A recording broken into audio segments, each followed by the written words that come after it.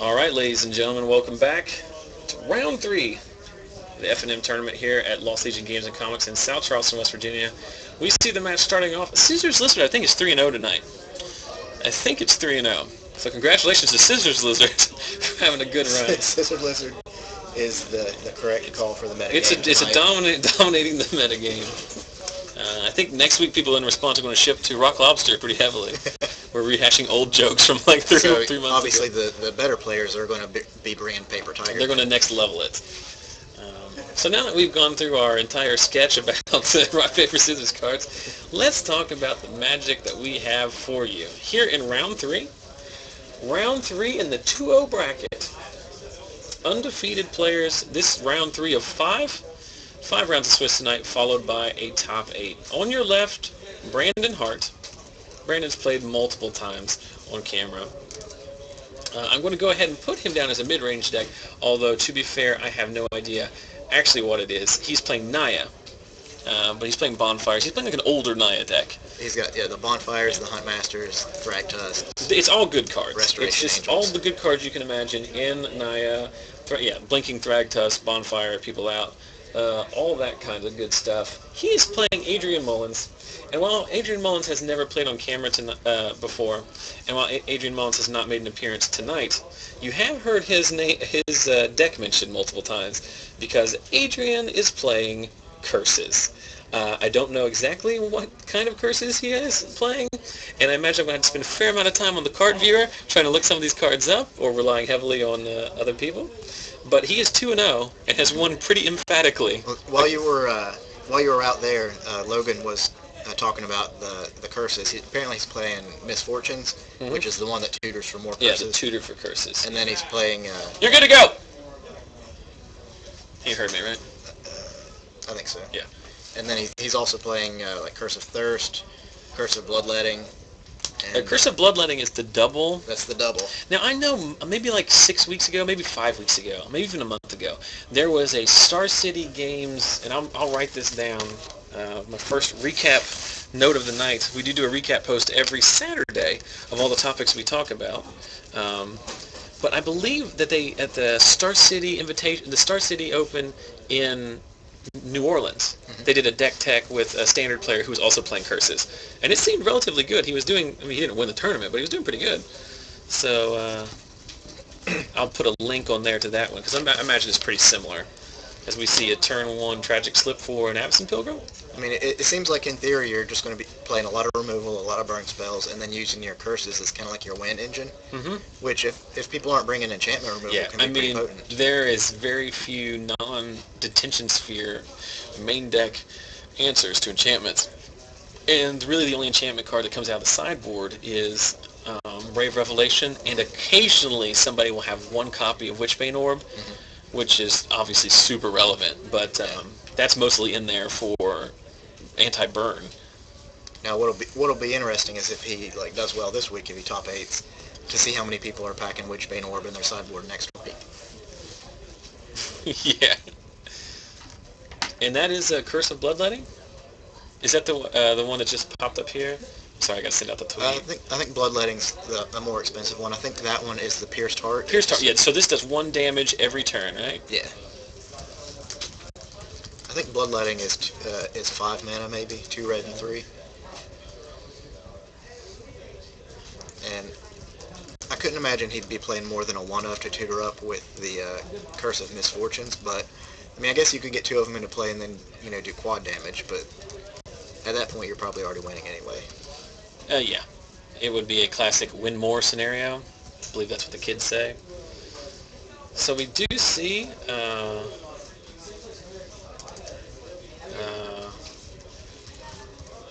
Thrag Tusk come down.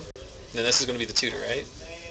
No, Curse of Death. I like how Adrian puts them upside down because, I mean, clearly it doesn't matter what... He doesn't need to read them. He knows what they do. So, fun Curses or no, Adrian's going to have to find a way to deal with that Thrag Tusk. Yeah, although he did slow the clock down by a full turn with that Curse of Death. Still And 4 Curse of power Death's is a Hold, lot not to nearly deal as with. good as it used to be, but just because people aren't playing as, I mean, it's moved, the format is heavily mid-range and Yeah. top-end now, I mean, it's but it's fantastic still if you get it out amazing. against Rakdos aggro, Yes. and it's even good against Oh, Blue-White he's Flash. playing the one copy of Stensia Bloodhall, which can serve as a good win condition, too. I don't know what that one is. That one might be Misfortunes.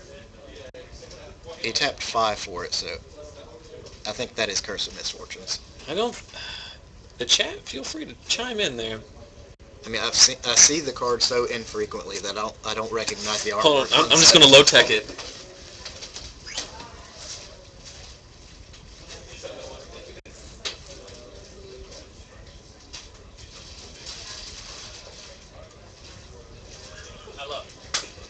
Okay, it's Curse of Thirst. Curse of Thirst, okay. Yeah, so what it does is it does, during the enchanted player's upkeep, it does 1 damage to him for each curse he has. So he's going to be taking 3. He's taking 4 Three with a turn. the pierced heart. Oh, Yeah, 3 from the curse And of then- thirst.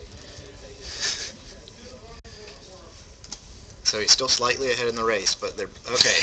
That changes the math a little bit. That one is Curse of Bloodletting, I believe, or is it? Oh, that's that's another curse of the another pierced Curse of heart. the Pierced Heart. Okay. Mhm. So Curse of the Pierced Heart, Brandon takes 1 a turn. So I think Brandon's still slightly ahead in the race, but a Curse of Bloodletting could change that. Yeah, he's playing Huntmasters and Thragtusk, so he's going to be gaining life. But Adrian does have the Stensia Bloodhall, so he can shock him every turn. Loxodon Smiter. So he's only got 2 turns to wrap this up or deal with those creatures. Mm-hmm. But he's got a grip full of cards, doesn't he? It looks like he's holding quite a few. I can't tell exactly how many.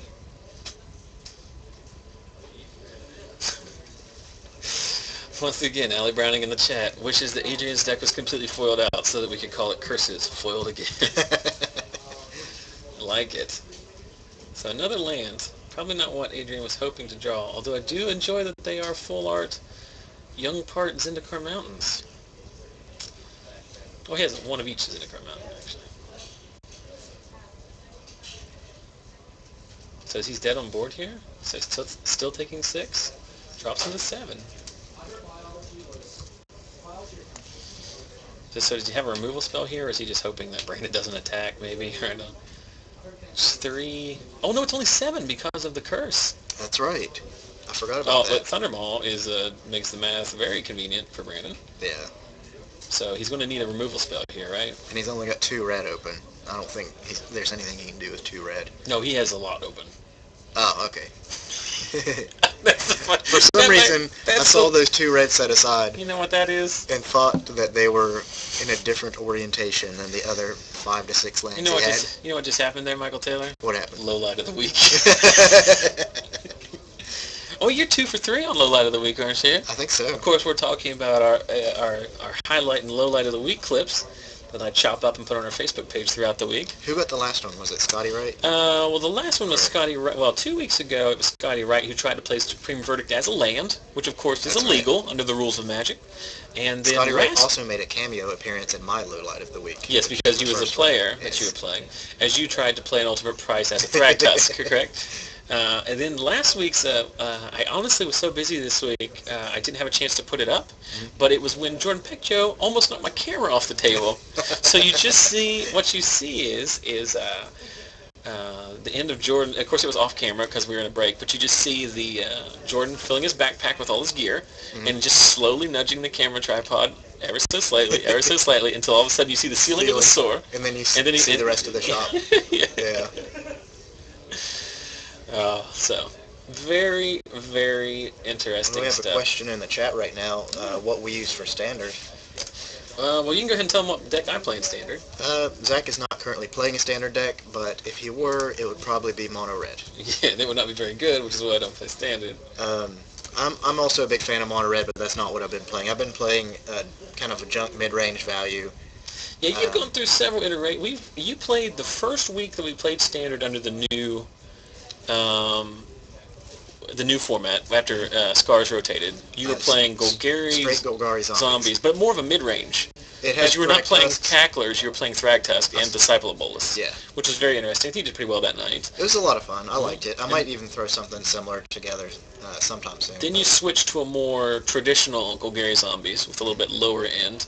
Yeah. Then you switched to a Junk Reanimator, right? Mm-hmm. And now you've been more, still a Reanimator, but mostly mid-range value. You're playing Smiters. Still has some burial rights, but only 2. Took out the mulches and the stuff to try to fill up the graveyard, switched to Farseeks. Yeah, I think you're more ramp, and I think the real difference between the Reanimator deck and just the mid-range deck is just the inclusion of Smiter. Yeah. If you're just beating down much harder. Yeah, Smiter is just a great blocker. Interesting question for you, Michael Taylor. How many times in the current standard environment have you put a Loxodon Smiter into play for free? I have never done it. Yeah, so basically, what are the live spells that would cause that? Rakdos Return? Rakdos Return. And Liliana plus 1? Plus 1, yeah. And everything else is... Nothing else. Like, nobody's playing Mind Rot, nobody's playing... Relentless Rats. Well, not until Ravenous Rats. Not until next week when I bust in here with format redefining. I have been drafting an awful lot of pack rats. Maybe I'll bring a rat deck. So again, while they're doing this, I've been really lax on my advertisements this week, which is probably a big plus for everyone because they don't want to listen to it. But I will mention that if you would like to get in touch with us, or more importantly, if you would like to help out the stream, we don't ask for any financial compensation necessarily. Later in the night I will ask for that, because I do it once every week. I went ahead and set it up for some people, I might as well mention it, right? But the best way that you can help the stream is simply to spread the word. So if you're enjoying what you're seeing tonight, enjoyed what you've seen in the past, you can help us out on our various forms of social media. Zach Sells Magic is the username on all of it. So youtube.com/Zach Sells Magic. That's where we've uploaded literally everything we've ever recorded. Cube drafts, casual drafts, legacy events, of course 16 weeks of standard, West Virginia State Championships. You want to see our very own Michael Taylor under the camera? You can see that as well. He's been on there. Follow me at Zach Sells Magic on Twitter. We do giveaways on there. I do announcements every time during FNM, every time the round starts, so you can keep up to date with what the matchups are and pick and choose what you want to see. And then also just general commentary, but most importantly, facebook.com/Zach Sells Magic, or if you go to ZachSellsMagic.com, it will redirect you there. That's where we have daily content, videos, links, interesting discussions, trades, anything you can think of for both locals and abroad. So check it out there. Make sure you like, comment, and share posts on there. Also, we get giveaways on there. And if you're watching on Twitch, obviously you know where the stream is at. But if you could follow us, the button to the top and the left of the video window, that will give you an email notification anytime we go live. And of course, if you're watching on YouTube, try to check us out live next Friday, 6:30 p.m. Eastern. Like I say, if you can't make your FNM, come watch ours. I will tell you right now that if, of course I'm obviously biased, so this comment may have literally no value whatsoever. But if I stumbled upon this FNM stream and I was not doing something on Friday and wanted to I would watch it. I would watch This is what I would want. This is what I want to watch. I watch a fair number of streams, but I haven't really stuck to many of them. I watch a Legacy stream, South Florida Magic. I watch them, and I keep telling them to send me like a image or something I can use to give them some word of mouth, but they've yet to do so. And then there's a couple people that I like watching the pro stream, but very few people I've actually stuck with, because a lot of times you can only listen to so many comments about wizard fights. Sometimes you want to hear a funny joke about somebody's beard. Question in the chat to ask me if I went to SHS, which I assume is some variety of school. Something high school. If it's a high school, Sissonville? I did not. I went to Winfield High School. Boo! Where I played Magic unsleeved on the gym floor. in 1996? Yes, in 1996. So, back to the game here. Adrian has done nothing, but he really doesn't ever do anything. He's going to just straight up murder the Avacyn's Pilgrim. But then again, Brandon has not really done anything either. I think both of them mold to 6. Yeah, I get a comment there from South Florida Magic. I think that's Nick Fiola, I believe is his name. He plays and commentates on that. We're Facebook friends. He likes when I post about Legacy, he posts that he likes that. Yeah. He's mentioning they also haven't been streaming much lately, but this is the time of year when it's very difficult to do anything like that, you know. I remember when I posted to Reddit about you streaming the state championships. South Florida Magic was among the first to come in and bless us with some upvotes. I will tell you this, it's the best legacy that I've found streaming. It's some of the only I've found streaming. It's on Tuesday nights usually. It's also, so we see a Nevermore. Curious as to what he names. I'm going to find out. Okay. He's naming Curse of Misfortunes, which is the tutor, right? Yeah. Yeah. But Curse of Deathhold still works. That's probably the best thing to name because it's your catch-all. Like, he doesn't really beat you with one curse, he beats you with several. Yeah. What was I talking about beforehand? Something that wasn't the magic card? South Florida Magic? Oh, they have a very high production value. Yes. A lot of the little things that we don't do very well, they do a lot better. Huntmaster comes down, sends Brandon up to 22. More importantly, gives him some way of winning the game. I would love nothing more than for Adrian to untap slam another curse of Deathhold. And then I'd just be the greatest thing in the world. I'd love to see it. I think America would love to see it at this point. I really want to see the curse deck take a game. I want to see a game 3. So Curse of Pierce Tart? No, Devil's Play. Get the Huntmaster, yeah. Only needs to do it for one because he does have the curse out. Pitchfork 11 pointing out in the chat that this is currently the most popular Magic stream on Twitch right now. Well, it's a new record. Up to 155. Merely because Travis Wu is not streaming tonight. Yeah. As soon as Travis Wu signs on, 700 people will go watch him. Yeah, I think I'm broke not gonna 1,000. I think when he was streaming the World Fire deck. And the thing is like, I will say this objectively, I'm sure Travis Wu is a wonderful gentleman, but I do not enjoy watching his stream. I enjoy watching his decks, but his stream is is a little bit tedious, because he's very distracted. And that's the Curse of Bloodletting. That is the one that will double damage, correct? Yeah, the Bloodletting doubles all damage, not just damage from the curses. And that's super relevant because he does have Devil's Play in his deck. And Brimstone Volley, which does not get morbid off of a Pillar of Flame. As we learned earlier tonight. So he attacks in for 4 here. Well,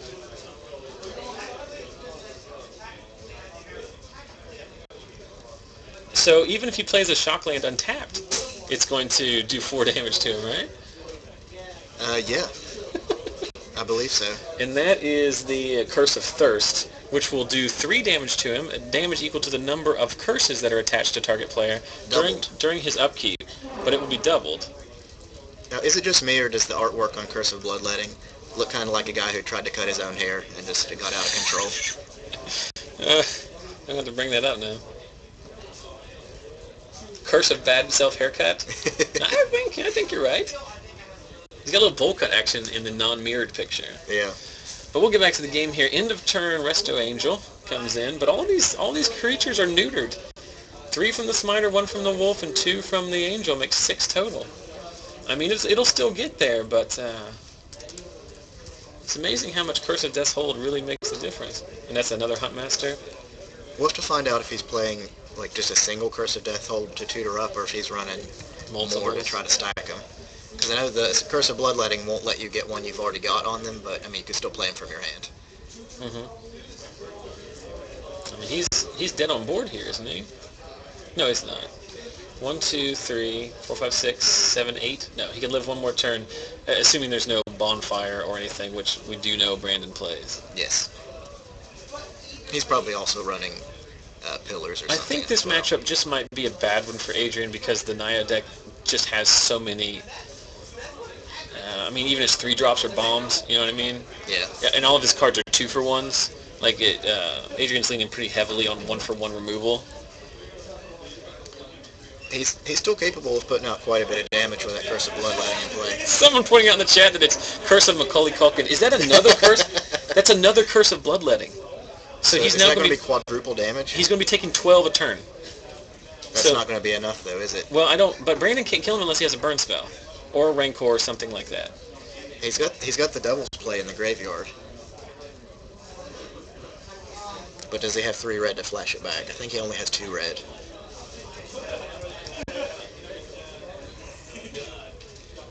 So 1, 2, 3, 4, 5, 6, said 7, 2. 8.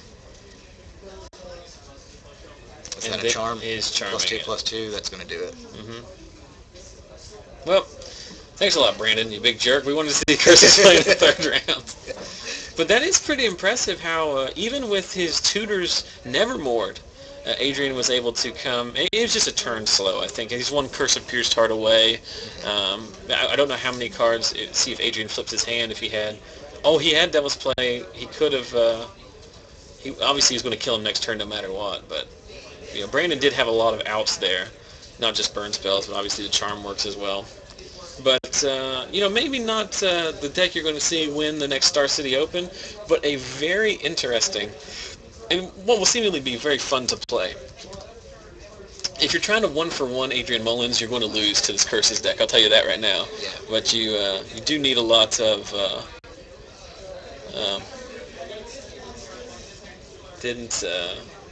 In both games he lost, he was just a turn slow, really. Yeah. I mean, it wasn't like the games were not. Might need a little bit more spot removal, but you never know. Just a reminder, if you enjoyed that game and you want to win some free crap, go to our Facebook page, and you can win these set of rock paper scissors cards. I say like I say every week, are they worth a ton of money? No. Are they worth a lot of sentimental value? Absolutely. Especially if you win them. And if you just bought your own, they're practically worthless. As many people say, eventually I'm going to own all of them and distribute them. So there's no other way to get them just from me. But that is one of the cool giveaways. So go to our Facebook page, facebook.com/StackSalesMagic. Make sure you both like the page and comment on the giveaway post, which I posted earlier. I'm going to take a quick break here. We're going to step out and see if I can find another match. We do have 20 minutes left, so we should be able to find one. Michael, feel free to tell your work on your stand-up comedy routine, or tell some story. I don't have a stand-up comedy routine. Is that going to be a problem? I don't know. All right. Well, Zach's going to go out and try to find another match. We've got about 20 minutes left in the round. I'm sure there's no shortage of Rakdos aggro decks that have already finished out there, so anybody likely to be in Game 3 is probably going to be a slower deck, but I think we've got time. And I guess worst case scenario, we could take some people who've already finished and let them play under the camera.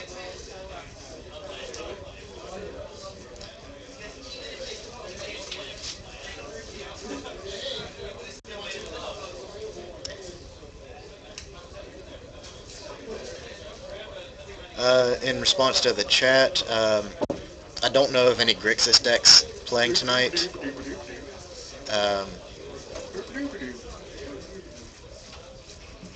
Haven't seen any Delvers. I've seen there's been a American Midrange. I know there's a couple of blue-white flash out there. I don't know if anybody's playing Delver in their deck. Don't know how Jonathan's doing. Let me see if I can find him on the standings.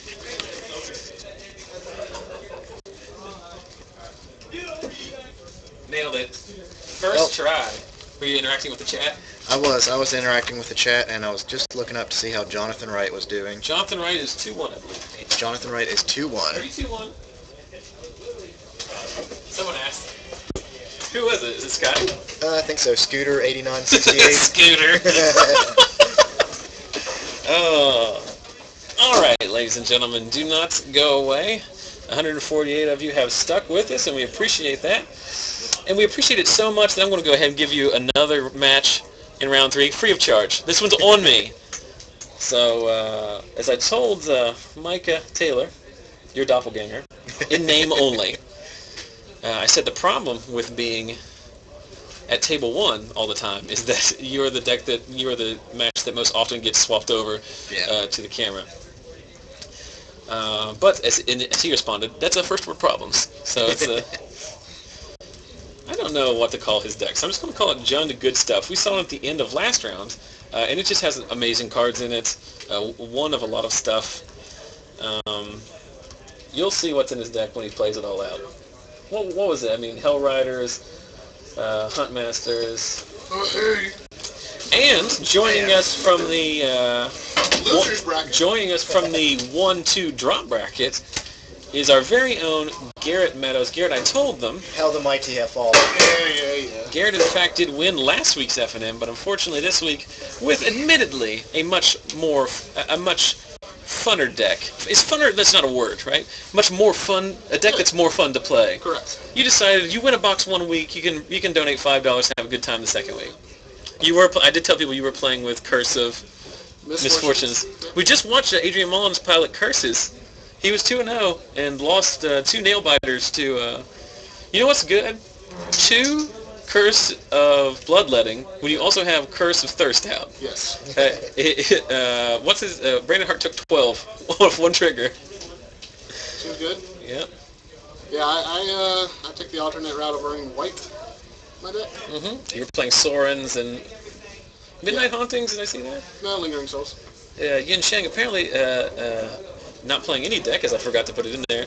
Yen is playing what Yen always plays. Jund, but a control deck. So this is a Jund mirror match, but these decks could not be further different from each other.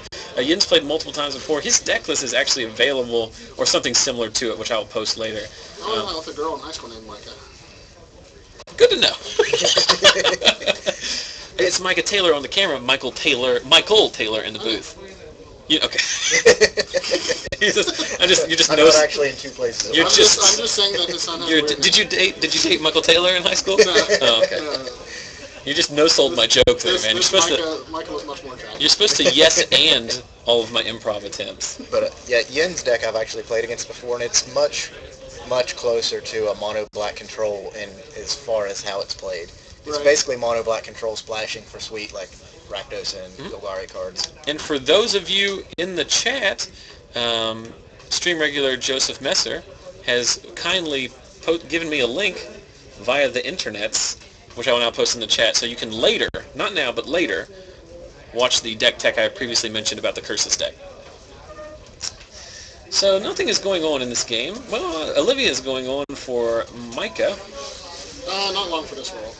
Yen plays mono removal. 15 plus removal spells in his deck. Yeah. Yeah, like Michael was saying, it is like pre-rotation. Yen did play a mono black, almost trading post, almost just pure control deck. And then the discussion going into Return to Ravnica was, what can we pick up instead of these cards, and it turned out that he had to splash colors. Like to get Thragtusk, you had to splash green. To get Rakdos Return, you had to splash red. So he's playing the mono black control deck he wants to play, but with. And thanks for the wait a second. You can still get your swap count too. I thought he was pulling out both Hell Riders and Thundermaw Hellkites, but turn 4. He's playing all the Thundermaws. When you slaughter game someone and they have the card in their hand, it just feels like the best. It's the best thing in the world. Hello. I don't know if we have room, bud. You can swap out next round. How's Max doing? Obviously wanting to come commentate. He was 0-1-1 going into this round.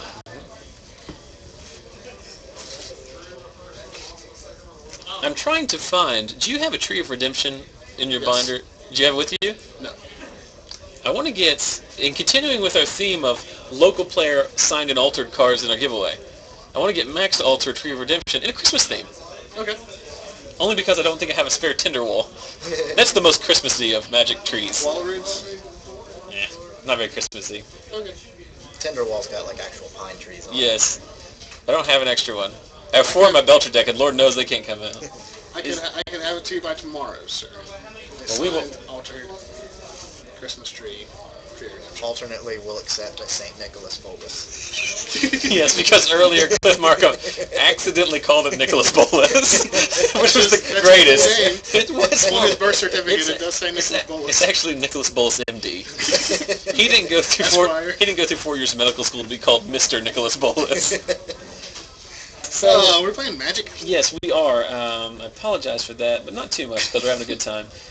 So what happened there is after resolving the slaughter games, Micah came back with a Hell Rider and attack from his Olivia, which was knocked Yen all the way down to 12, potentially dead next turn with some burn. Yen looks like he's... Worst comes to worst, you can ping your own Hell Rider. Yes. to get some +1/+1 counters, since Yen not willing to run out creatures right now. Yeah, that is a good point. So he can ping it twice, and he can get 2 activations, so that's 4, and then 6 damage natural, so 10. So staring down at least 10 on board. I see a Slaughter Games in Micah's hand, which is pretty brutal in this matchup. Is this Underworld Connection? No. Signet and Dreadbore on Olivia. Do you Dreadbore Olivia there or Hellrider? With his deck, it's hard to say. I mean, I usually try to get Olivia off the table at all costs, but since he's not playing a lot of creatures, that one's not usually. It's a tough call. Like he obviously has more experience with his deck than I do. Yeah, I mean, I don't. He does eventually want to resolve Thragtusks. Yeah. And he just played a Rakdos Kieran, which is really good against countering the Hellrider. The Hellrider's by itself right now because so. Yeah, I'm not. I hope I didn't come across as I was second guessing Yen, because I was just very curious. I think it's kind of 6 of one, half dozen of another. You can't even see right now. Yeah, I'll tell you something about Yen-shyang. He comes to FNM looking like a sharp-dressed man. He does. How many other people do you see their torsos on camera wearing a suit and tie? I do not believe anybody else in our shop does that. Next week, suit and tie FNM. I'd be down for that if I had a suit and tie that still fit. I think the last suit that I wore, there's no way I could wear it based on the infinite poundage I've gained since that time. So that's Rakdos return. Yen does not play Ultimate Prize, by the way. His single target removal suite is Dreadbore and double Tribute Thunders. Yikes. Double Hellrider. Let's scoop him up, kids. What a jerk. Actually not. That's pretty cool. Hellrider is a heck of a Magic card. Good to see it actually showing back up. You know, there's a period of time where it was played in some of the Naya decks before rotation. I played it, the last FNM I played about 6 months ago, I borrowed, or had Scotty Wright build me a rug pod deck. And then that was one of the tutораbles. And it's just very good to pot it up and just pound in with all your mana guys. Super good. Oh wait, are they going to game 3? I'm just pre-shuffling for the next round. Because I thought that whole time that Yen had lost game 1, because I asked Yen, I said, you're playing what I think you're playing, because he has the same deck he tweaks, and he says, yeah, and he's playing mono kick my ass. So I just assumed based on that commentary that he had in fact had his ass kicked. But I'm now learning that maybe that was just self-deprecating humor from... Well, I mean, he can curve into removal spell, Vampire Nighthawk, Mutilate. I love Yen's deck.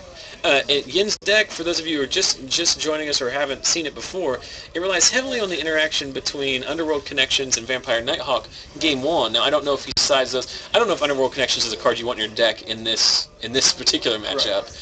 But, like I said, it's a Jund ramp deck that doesn't necessarily have the typical Jund ramp cards in it because he's going for more controlling. Right. Like, one of his ramp spells is Liliana Dark Realms. Yeah, he plays Liliana Dark Realms, gets an emblem, and then fires off a nasty Rakdos return. For 40+? He's killed a lot of people with Rakdos return. Me being one of them. Michael He used Taylor. to have bonfires in his deck. I'm not sure if he still does. But that was also another alternate. Oh, and we see the pouring. The pouring cameo appearance by the one and only pouring, which we had to do. Were you here tonight? We had to look it up on the internet to see what the hell it was. I was in the chat that night. No. I was screaming at you in the chat. Oh yeah, you were the one who told us it was a pouring. This is standard. Which is the Pokemon? It is from the MMO Ragnarok. Yeah, it's not a Pokemon. If it was, I would know about it. Is Yen specifically griefing people with the white bordered lands? I hope so. Those are... Because Yen has a fairly nice Magic collection. Yen can play whatever he wants. Yen usually plays with Beta Swamps. This must be his off week. This is off week. No, seriously. I play with the man plays, 20 plus Beta Swamps index. He likes black cards. We see a Deathrite Shaman come down. Deathrite Shaman is going to be incredibly relevant in this matchup because, half of Yen's deck is sorceries, instants and sorceries specifically. Yeah.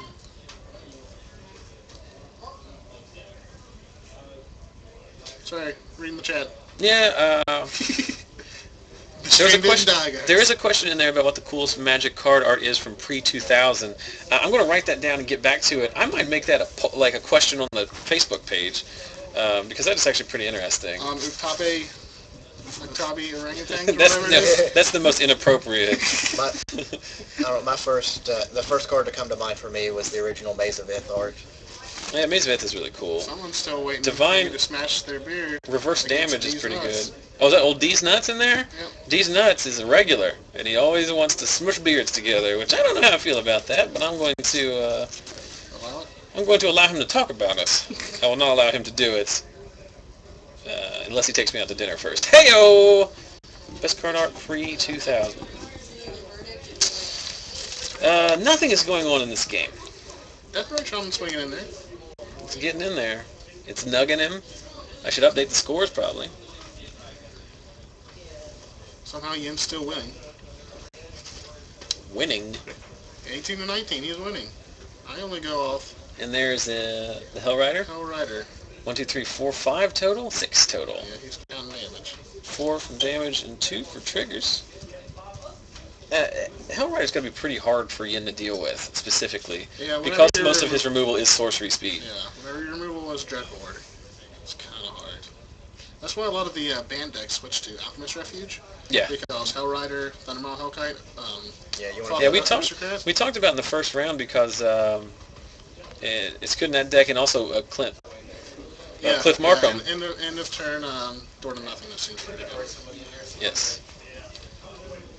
You know, one thing I'm just realizing now is we are located in the hallway that leads to the restroom. Uh-huh. One of the most difficult things about having 50 people in a shop, one restroom. Yeah. Struggles. Yes. What I do is I just leave the door open when I go there. So this is a Invite people Hellkite, in right? with me. I have a bad habit of chugging a whole bunch of What coffee is he before I play in a Magic tournament. What did so I he have to get cast every there? round. Is that a Rakdos return? For 3. For 3, yeah.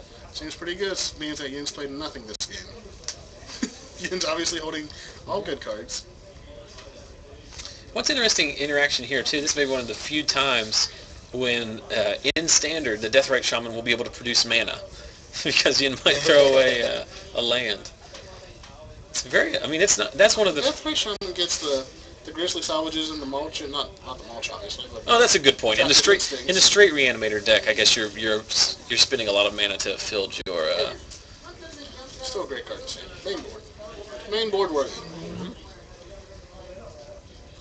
Yen tanking all this. Allie Browning is 100% good for making hilarious comments that I can't repeat.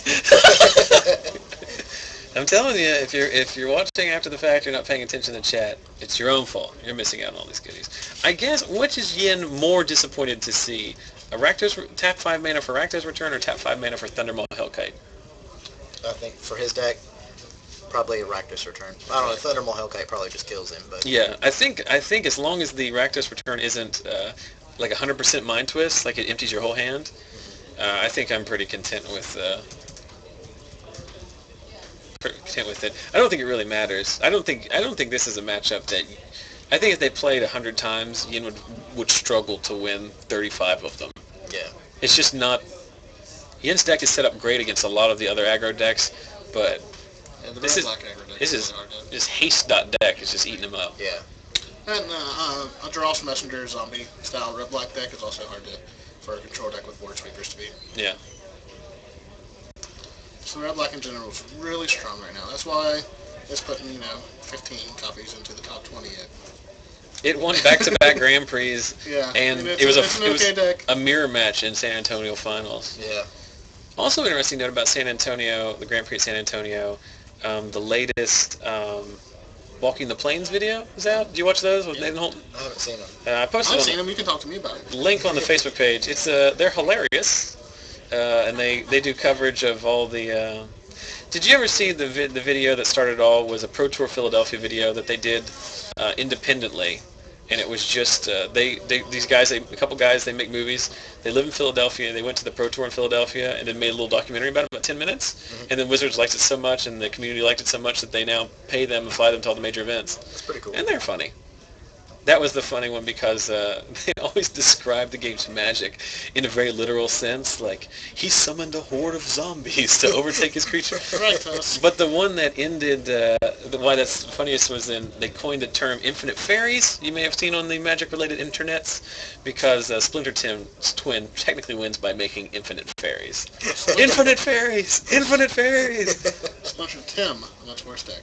Splinter, just prodigal. It's just prodigal sorcerer and Splinter Twin. Just so you can get that extra 1 damage in. Now I can ping for 2. I wonder how many people watching right now know when we say Tim, if they know what card that is. I have a playset of white-bordered Tims. I know Michael and I have been playing long enough. That's how you know you're an old school player. Yeah. Yep, I'm an old school player. I've been playing forever. What is this? Good grief! It's Thunderball Hellkite. Thunderpants. Thunderpants. Sponge Maw. Thunderkite. It's Thunderpants. As Ruben Wrestler says, Thunder Buddies for life. Good grief! I mean, it's 2 off triggers. And that's handshake. Yeah, I mean, Yen knows he's dead because well, first of all, it doesn't even matter if he's dead that turn, because it's very unlikely that the burn deck is not going to be able to find a way to do the last. So, There was a question. Let me ask a question to Descent 101, asking for docs in the. He wants me to put the docs in the recap post. Of course, there is a recap every week. If you just confirm what you're talking about. Game blouses. Oh, nice to see a Chappelle Show remix. But I don't know what these docs are, but I'm going to put docs in quotation marks in the note. We do a recap post every Saturday, and by we I mean me, and by Saturday I mean whenever I get to it.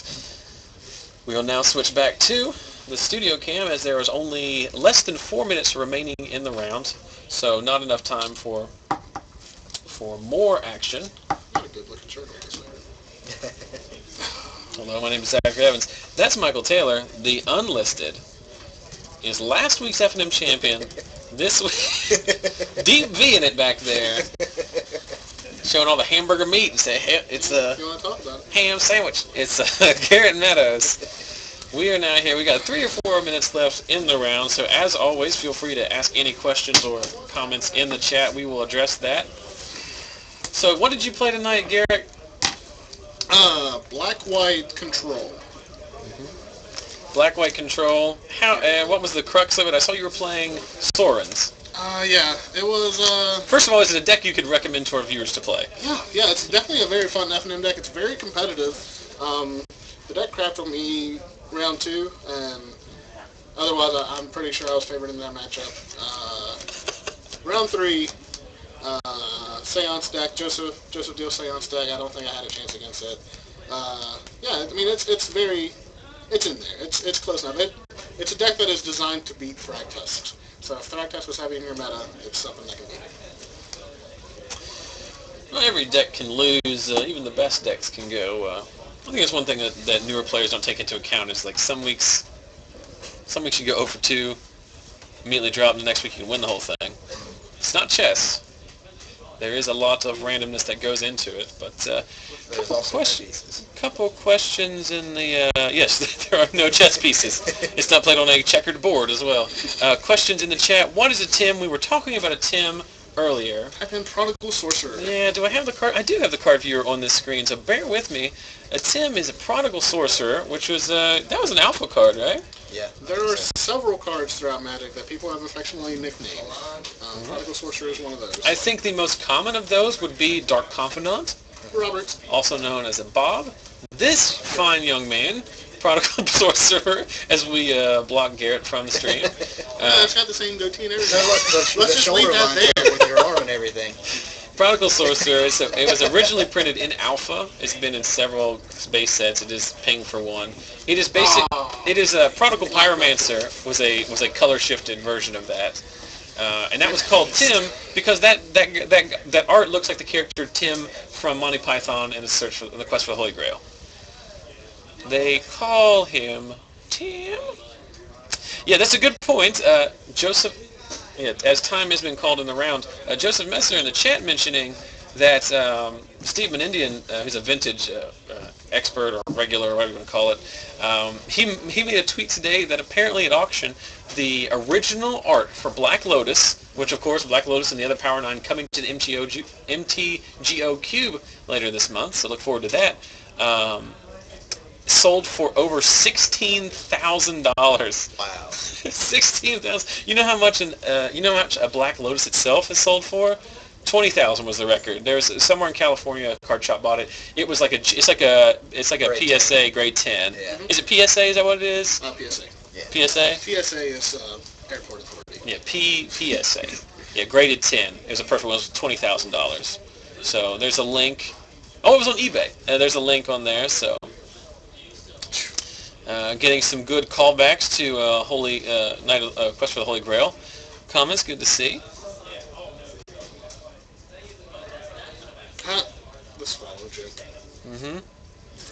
Yeah, our chat is now just doing bits. Random Monty They're Python. just working together to do Monty Python bits. Gentlemen, I don't have a lot of stuff prepared tonight, specifically as discussion points.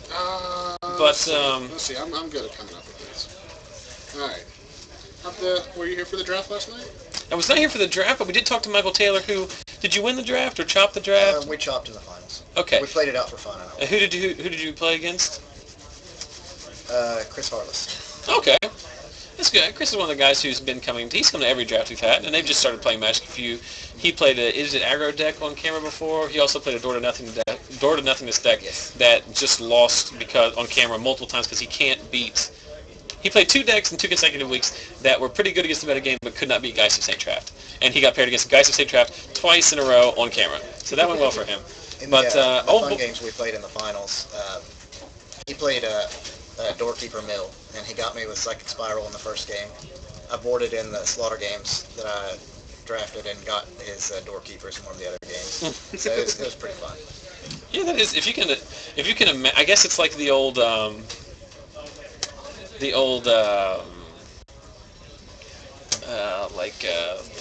what's the word I'm thinking? Mind Sculpt deck. Like if you can amass enough of them, or Tome Scours. Like if you can amass enough of the Jace's Erasure or whatever, if you can get them all, it's a real deck.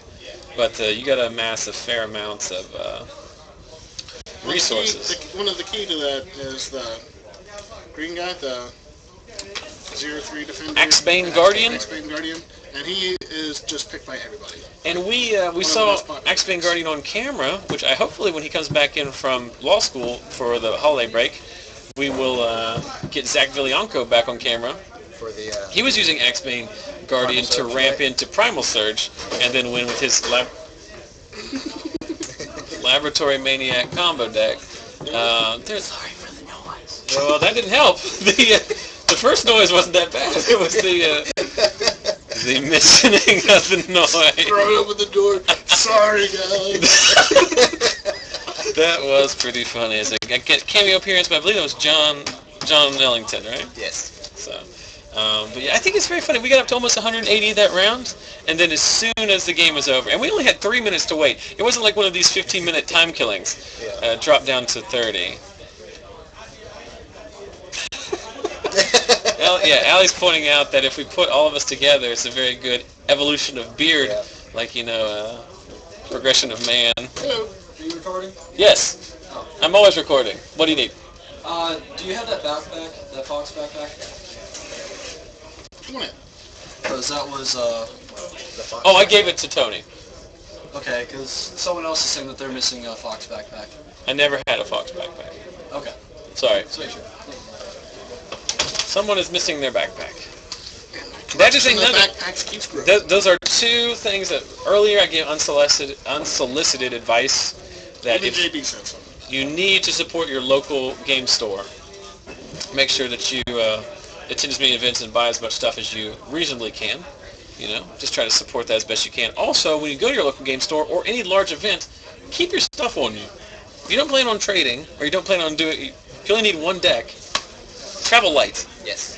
Because stuff will go walkabout. It's an unfortunate circumstance. We actually had an incident, I believe, Last week we had a binder go missing, which is very unfortunate. I'm hoping it was just someone picked it up and it ended up in the wrong backpack on the way home, and eventually it will be found. But cannot stress enough just to watch your stuff. Not just magic cards, just in general, but that's unfortunately something that happens. That's thing to do. I mean, if you're going to travel heavy, have it in a bag, backpack, whatever. These nuts brings up an interesting point. It could be lost in my beard. I was getting interrupted by these nuts.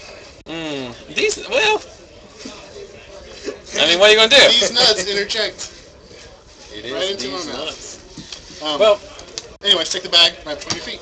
Yeah, it's a good idea if you have a backpack, put it between your feet. Also, thread your leg, at least one leg through the arm straps. Yeah. It's very awkward. Keep everything Another good tip is to, I know they're a little bit more expensive, but the Ultra Po or equivalent binders that have the side loading, it's very hard for someone to very deftly steal cards out of your binder when looking through them because it's a very awkward motion. But most importantly, if you don't have to take it with you, don't take it with you. And you can travel as heavy as you want, just as long as you are aware of your stuff and your surroundings. We do not want to see anybody's stuff go walkabout. Are there birds nesting in my beard? No, not currently. I'm gonna have to shave my beard or stop doing the stream just so it doesn't devolve into nonstop talks about my beard. You may have heard it in the back. The beloved JB Roberts, our shop manager, has just posted pairings for round 4, so we're going to take a quick break, go find you a feature match, and be right back. And remember, if the stream does in fact pause, thank you. If the stream does in fact pause when we switch cameras, simply refresh. It will be there. It is not crashing. It is simply taking a break, I guess. It gets tired. I don't know. But to stick around, we'll be right back for round 4 coverage.